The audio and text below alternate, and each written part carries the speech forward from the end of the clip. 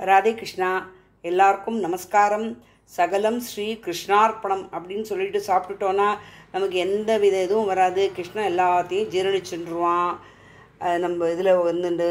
அதனால் கிருஷ்ணரை வேண்டிட்டு எல்லோரும் கிருஷ்ணார்ப்பணம் சொல்லிட்டு சாப்பிட்டேன்னா நல்லாயிருக்கும். இன்றைக்கி நம்மளோட பிரேக்ஃபாஸ்ட் இட்லி. இது மிக்சியில் அரைச்சது தான் நல்லா சாஃப்டாக வந்திருக்கு. அதுக்கப்புறம் தேங்காய் சட்னி. அந்த தேங்காய் உடைச்சதில் நிறைய தண்ணி இருந்தது.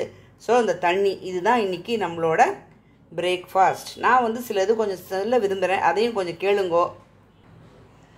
எனக்கு 2 நாத்தனார். ஒரு நாத்தனார் பேர் சித்ரா பெரியவா, ரெண்டாவது காயத்ரின்னு பேர். முதல் நாத்தனார் ரொம்ப எக்ஸ்பர்ட்டு பாடுறதில், வீணை வாசிக்கிறதுல எல்லாமே. அவள் பொண்ணு ரஞ்சனியும் அதுக்கு மேலே நன்னா பாடுவாள். அவள் ஆத்துக்காருக்கும் எல்லாம் தெரியும். அவள் எல்லாமே லைஃப்பை அவள் ஆத்துக்கார் ரொம்ப ஈஸி டைப்பு. எல்லாமே ரொம்ப ஈஸியாக எடுத்துன்னு போயிடுவார். நமக்கு எல்லாத்துக்குமே ஒரு சால்வேஷன் சொல்லிவிடுவார். ரொம்ப ஈஸியாக எடுத்துன்னு போயிடுவார். ரெண்டாவது நாத்தனார் காயத்ரின்னு பேர். இவா ஃபஸ்ட் நாத்தனார் வெஸ்ட் மாம்பலத்தில் இருக்கா.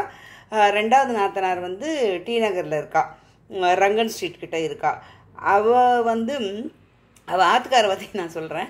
அவர் ரொம்ப ஜோவியல் டைப்பு, ரொம்ப காமெடியாக பேசுவார். எல்லாருக்குமே ஸ்பான்டேனியஸாக அந்த டைம்லி ஜோக் ரொம்ப நல்லா சொல்லுவார்.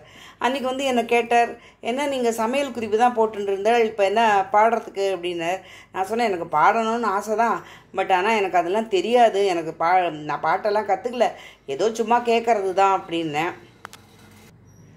ஸ்ருதியெல்லாம் கரெக்டாக வருதா அதெல்லாம் எனக்கு எதுவும் தெரியாது. எனக்கு ரொம்ப டீட்டெயில்டாலாம் எனக்கு எதுவுமே தெரியாது அப்படின்னேன்.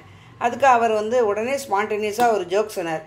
என்னன்னா, உங்கள் படத்தை போட்டுக்கோங்க, பக்கத்தில் கமலஹாசன் ஸ்ருதி இருக்கா இல்லையா பொண்ணு, அவள் படத்தை போட்டுங்கோ, நான் ஸ்ருதியோடு தான் பாடுறேன்னு சொல்லுங்கோ. ஸோ இதை யாரும் அவளால் அப்ஜெக்ட் பண்ண முடியாது. நீங்கள் ஸ்ருதியோடு தானே இருக்கீள், நீங்கள் நான் ஸ்ருதியோடு பாடுறேன்னு சொல்லுங்கோ, அவ்வளோதான், முடிஞ்சு போச்சு அப்படின்னார். ஸோ எனக்கு அது மாதிரி நிறையா சொல்லுவார் அவர். ஆன் தி ஸ்பாட் ஸ்பான்டேனியஸாக வரும். அவர் சிரிக்க மாட்டார். அவர் சொல்கிறத நம்ம உத்து கவனிக்கணும். அப்படி கேஷுவலாக சொல்லிட்டு போயிடுவார். ஸோ நமக்கு இதெல்லாமே ஒரு மெமரிஸ் தான். நம்ம எப்போயாவது தனியாக இருக்கும் போதோ, இல்லை நமக்கு ஏதாவது நினைக்கும் போதோ இதெல்லாம் நமக்கு வரும். ஸோ அப்போ இப்போ பைத்தியம் நினச்சா கூட நம்மளே அதெல்லாம் ரசித்து சிரிச்சுட்டு உட்காந்துருக்கலாம். ஸோ நம்ம செல்ஸும் நல்லா ஒர்க் அவுட் ஆகும். சிரித்தோம்னா நம்ம செல்ஸ் எல்லாம் நல்லா இருக்கும், நம்ம ஹாப்பியாக இருப்போம். அதனால செல்ஸ் ஹாப்பியாக இருக்கும். அதனால எல்லோரும் சந்தோஷமாக இருங்கோ. அவளுக்கு என்ன பிடிக்குமோ, எந்த லைனில் உங்களுக்கு விருப்பமோ, மற்றவளை பற்றி கவலைப்படாதீங்கோ.